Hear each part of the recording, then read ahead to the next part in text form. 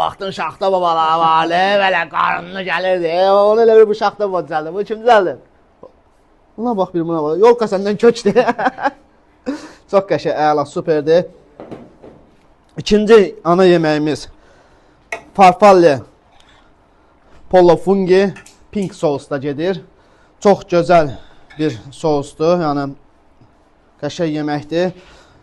Toyuq, göbələk, farfalle pastası və pink sousdur içində. Bir də parmezan və petruşka əlavə eləmişik, cəfəri əlavə eləmişik. Uşaqların nəzərə alaraq, uşaqlar hamısı deyir ki, bu yeməyi çox pişirməyək. Necə pişirək?